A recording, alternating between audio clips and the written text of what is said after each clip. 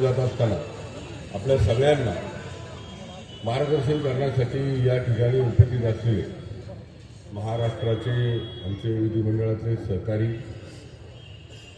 बहुजनांच्या आवाज, प्रखर एकदम हिंदुत्ववादी आणि माझ्या जवळचे मित्र, अत्यंत जवळचे मित्र, लोकनेते, आदरणीय आमदार बंधू आणि भगिनींना, 2022ला निवडणूक होणार होती. त्याच्यानंतर 4 वर्षानंतर 2026ला मध्यंतरीच्या काळामध्ये निवडणुका लांबून गेल्या आणि ते आत्ता निवडणुका 15 तारखेला आपण मतदान करणार आहोत. आपल्याकडं या परिसरामध्ये मला असं वाटतं की आपल्या सगळ्यांच्या आशीर्वादामुळंच तिसऱ्यांदा या ठिकाणी आमदार म्हणून काम करतो. सगळ्यांच्या आशीर्वाद. आणि मोरे वस्ती, मेत्रे वस्ती, रुपीनगर, तळवडे, इकडं पूर्णानगर, कृष्णानगर, फुलेनगर, पलीकडे चिखली गावठाण, मेत्रे वस्ती, तामाले वस्ती, तळवडे, हा जो परिसर आहे आपला, या परिसरामध्ये काम करताना नेहमी मी या परिसरातल्या नागरिकांचा प्रामुख्याने विचार केला. मध्यंतरीच्या 4 वर्षामध्ये प्रशासन असताना या परिसरामध्ये काम करताना प्रशासनाच्या माध्यमातून हे सगळेच लोक, आमच्या सुरेश काते असेल, गणेशराव असतील, मळेकर, आमच्या जितू असेल, आबा असेल, किंवा आमच्या पलीकडले सगळे कार्यकर्ते असतील, या सगळ्यांनी अत्यंत प्रामाणिकपणे महानगरपालिकेच्या सुविधा आपल्यापर्यंत पोहोचवण्याचं काम केलं. जास्त वेळ काय बोलणार नाही, पण कमीत कमी एवढी तरी आठवण आपल्या या निमित्तानं करावीशी वाटते. ती म्हणजे आपल्या सगळ्यांना माहिती आहे की आपला हा जो परिसर आहे, तो पूर्ण आजूबाजूचा डावीकडला आहे, हा जो परिसर आहे पूर्ण रेड झोनमध्ये येतो. काही परिसर हा अनधिकृत बांधकाम किंवा बाकीच्या माध्यमातून विकसित झालेला परिसर आहे. काही स्थानिक भूमिपुत्र आहे आमचे, काही या आपल्या महाराष्ट्रातल्या वेगवेगळ्या राज्यातून आलेले इथे लोक आहेत. सगळे लोक या ठिकाणी राहत असताना या लोकांवर एक शास्तीकर नावाचं फार मोठं संकट होतं. आता शास्तीकर किती लोकांना माहिती, याचं जरा हातवर करून मला सांगा बरं. शास्तीकर माझ्या माता भगिनींना माहिती का? शास्तीकर माहिती का? हातवर करून सांगा बरं. किती महिलांना माहिती आहे की शास्तीकर आपल्या परिवारावर होता? असं किती महिलांना माहिती आहे? शास्तीकर काय हातवर माहिती का? शास्तीकर हा आपल्याकडे जिजियाकर होता. ज्यांनी अनधिकृत बांधकाम केलं त्या लोकांना शास्तीकर हा 2012च्या वेळेस लादला गेला. आता 2012ला मी आमदार नव्हतो, 2012ला आमचे गोपीचंद शेठ आमदार नव्हते, 2012ला आमचे मुख्यमंत्री नव्हते, 2012ला आमचा पालकमंत्री नव्हते. 2012ला ज्या लोकांनी जे लोक सरकारमध्ये होते, जे लोक पालकमंत्री होते, त्या लोकांनी शास्तीकर या परिसरातल्या सगळ्या लोकांवर लावला. अनधिकृत बांधकाम पाडण्याची जी काही सुरुवात झाली ती 2012ला चालू झाली आणि ती या लोकांच्या सत्ता काळात झाली. जे लोक आता आपल्याकडे मतं मागायला येणार आहेत, जे नेते मंडळी आपल्याकडे मतं मागायला येणार आहेत, जे या लोकांना अडचणीत आणून, या परिसरातल्या लोकांना अडचणीत आणून जे मतदान मागायला येणार आहेत आमच्या विरोधात, त्या लोकांनी हे सगळं पाप केलेलं आहे. आपल्या सगळ्यांना या निमित्ताने सांगू इच्छितो, रेड झोन हा जो मुद्दा आहे, हा रेड झोन हा मुद्दा येतो भारत सरकारच्या संरक्षण विभागाकडे. भारत सरकारच्या संरक्षण विभागाकडे रेड झोन हा मुद्दा येतो. मग रेड झोन सोडवण्याचा पूर्ण अधिकार हा केंद्रातल्या संरक्षण विभागाला आहे. आता या पुणे जिल्ह्यातलं त्या वेळचं नेतृत्व किंवा त्यावेळचं सरकार 2014 पर्यंत हे भारतीय जनता पार्टीचं नव्हतं. आणि रेड झोन सारखा मुद्दा काय 2014 नंतर आला असं आपल्याला म्हणता. आपल्या सगळ्यांना माहिती आहे 2000 म्हणजे रेड झोनचा मुद्दा हा मला वाटतं 30, 35, 40 वर्षापासून या भागामध्ये आहे. मग रेड झोनचा मुद्दा सोडवण्यासाठी 40-50 वर्ष ही त्यांच्याकडे असताना सुद्धा रेड झोनचा मुद्दा त्यांनी सोडला नाही. आज आमचे मुख्यमंत्री आदरणीय देवाभाऊ आकुर्डीमध्ये आले असताना त्यांनी तमाम रेड झोन मधल्या नागरिकांना विश्वास दिलाय की तुमच्यावरचं रेड झोन कमी करण्याची जबाबदारी त्यांनी घेतलेली आहे. एक लक्षात घ्या, रेड झोन कमी होणं म्हणजे आपलं घर हक्काचं तयार होणं, जागा आपल्या हक्काची तयार होणं, आपल्याला मूलभूत सुविधा मिळणं.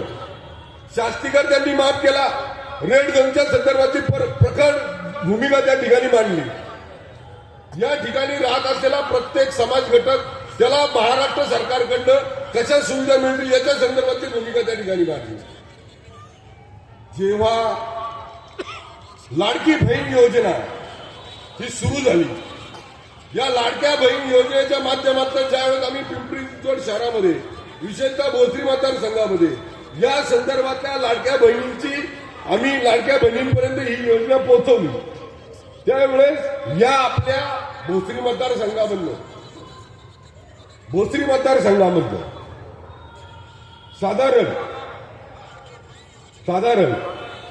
90,000च्या जवळपास लाडक्या बहिणींना योजनाचा लाभ मिळतोय, हे मला या ठिकाणी प्रामुख्याने सांगावं लागेल. म्हणजे प्रत्येक लाडकी बहीण या परिसरातील 90,000 महिला या महिन्याला लाडक्या बहीण योजनेचा लाभ घेत आहेत.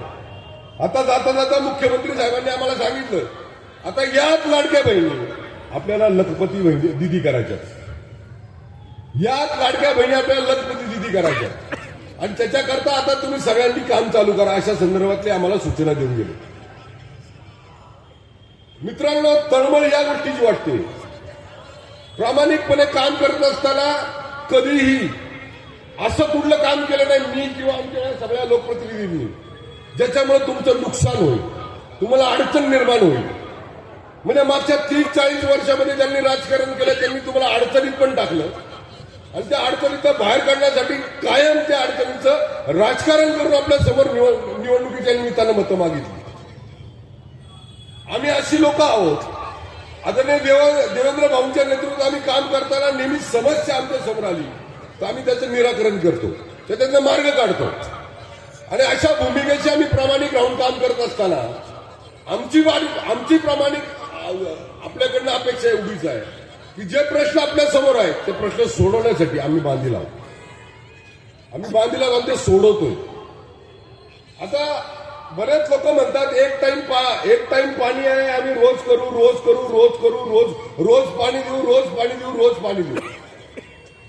मला प्रश्न हा पडतो, एक टाइम जे पाणी झालं, दिवसाआड जे पाणी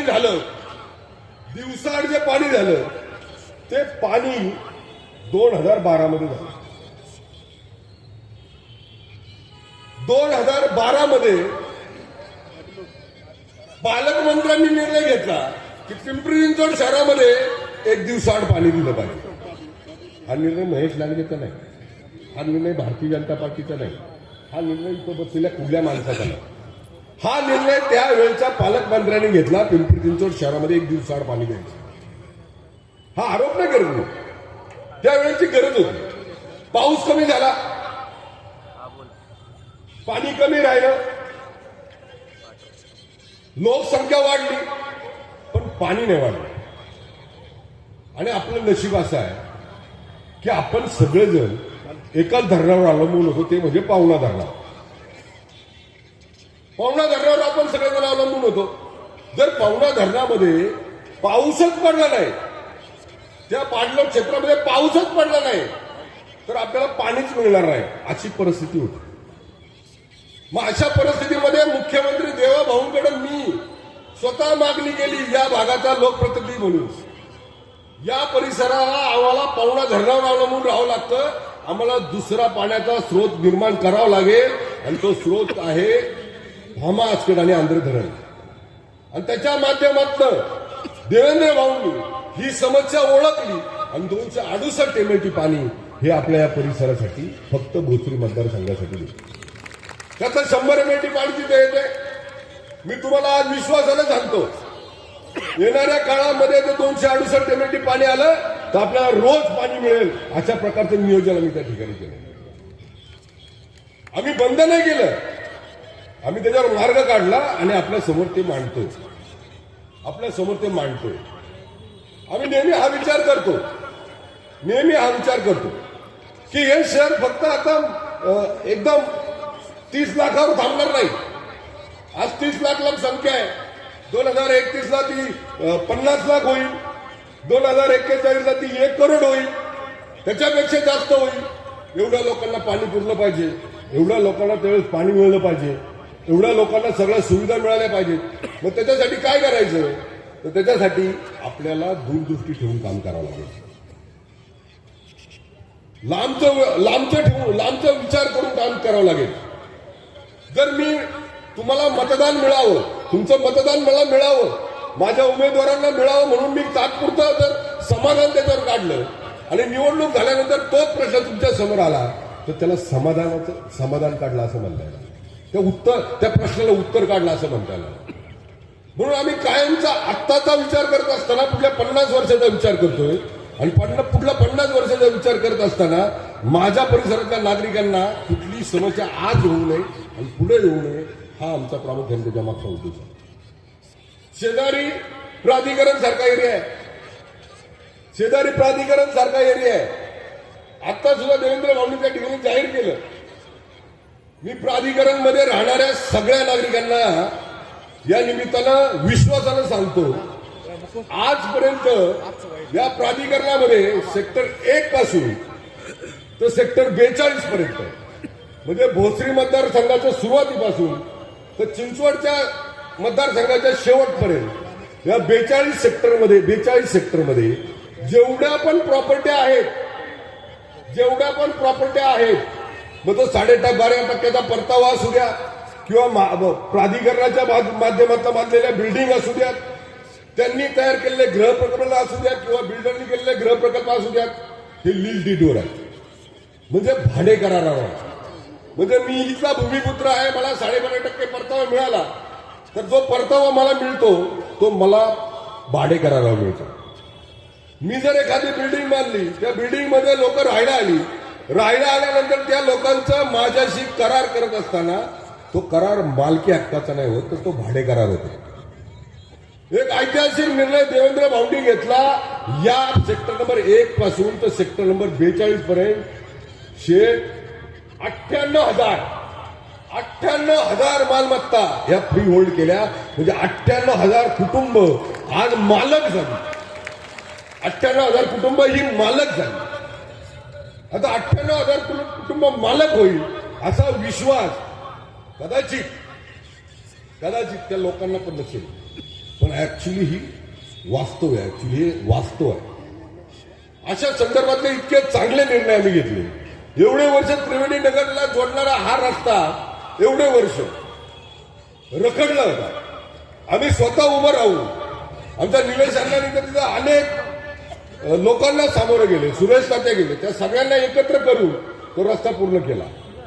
आज ती कनेक्टिव्हिटी झाली, रोडची ट्रॅफिक समस्या कमी झाली.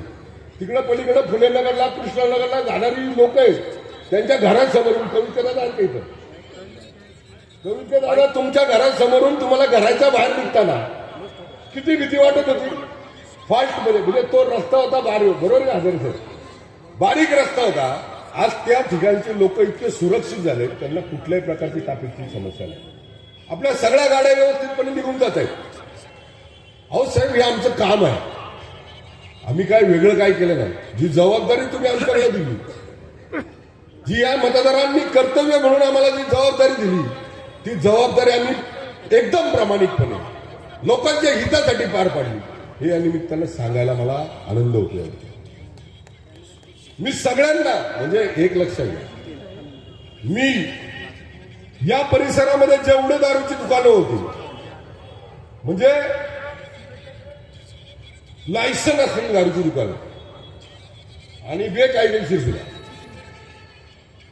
त्या संदर्भामध्ये विधानसभेमध्ये बोलणारा फक्त महेश लांडगे एकच आमदार होता.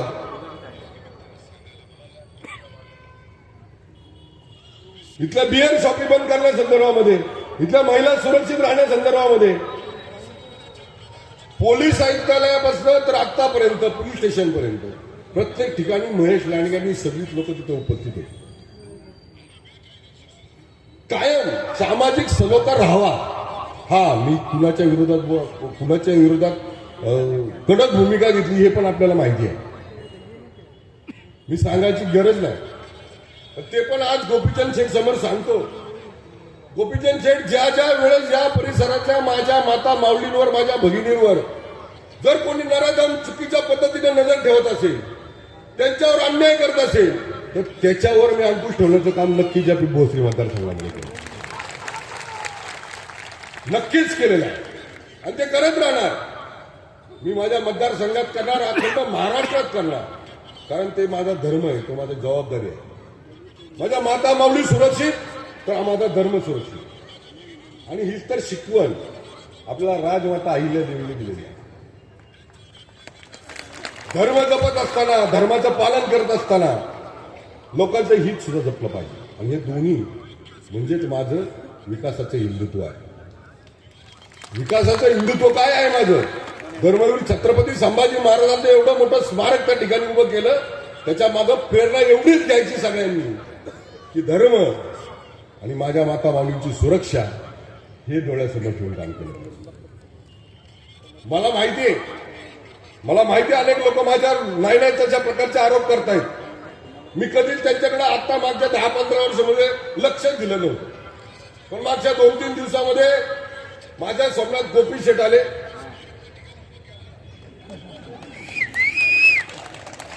मला गोपी शेठ म्हणले, अरे किती दिवस गप्प बसणार, किती दिवस गप्प बसणार.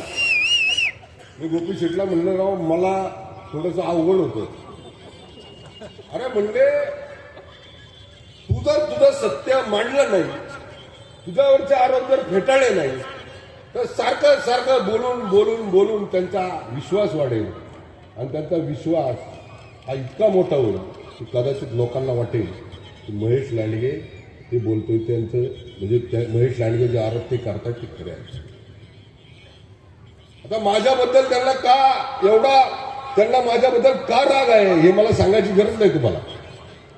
आता 2 दिवसापूर्वी मी विषय सोडून दिला, टीका करणं नाही, बोलणं नाही. 2 दिवस जे माझ्यावर आरोप केले त्याच्यावर मी बोललो, प्रखरतेने बोललो. आम्ही केलेल्या विकास कामावर त्यांनी बोट दाखवलं. त्यावेळेस म्हणलं, तुम्ही 1 बोट करता पण तुमच्याकडे 4 बोटं आहेत. पण गोपी शेठ या मागच्या आठवड्यात मला असं वाटलं की माझा जो मित्र आहे गोपी शेठ, तो कधी कधी मला सल्ला देत होता, तो योग्य आहे. बैलगाडा स्पर्धा चालू करायची होती त्यावेळेस आम्ही सत्तेत नव्हतो. बैलगाडा स्पर्धा चालू करायची होती त्यावेळेस आम्ही सत्तेत नव्हतो. आणि अशा परिस्थितीमध्ये गोपी शेट्टी तिथं बैलगाडा स्पर्धा घेतली. अशा परिस्थितीमध्ये म्हणजे ही डिरिंग कुणाच्या, म्हणजे अशा कुणामध्ये नसते. अशी डेअरिंग कधीच कुणामध्ये मी पाहिलेली नाही. ही डेअरिंग करण्याचे धाडस हे खऱ्या बाळूमामांच्या भक्तामध्ये, सच्च्या बाळूमामांच्या भक्तामध्ये. आणि त्यांची डेअरिंग पाहून मी पण बुलेटवर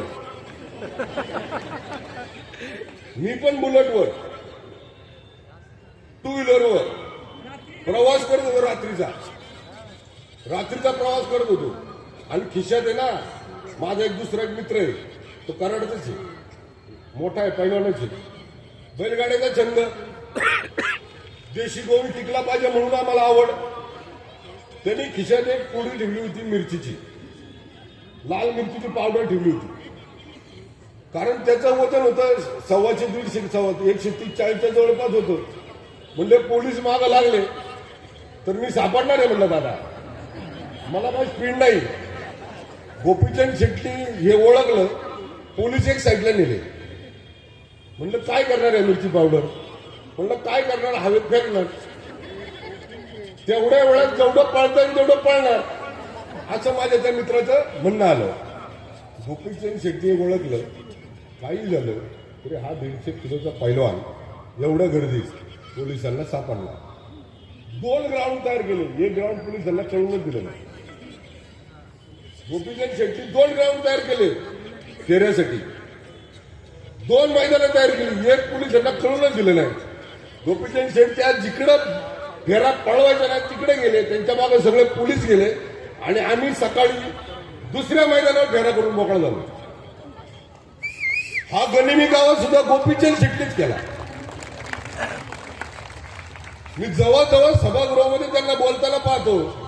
बहुजन समाजाबरोबर बोलताना, बहुजन समाजाबद्दल बोलताना या बहुजन समाजातला सगळ्यात लोकांना, सगळ्या घटकांना न्याय देण्यासंदर्भातली भूमिका त्यांची असते, सगळ्या घटकांना.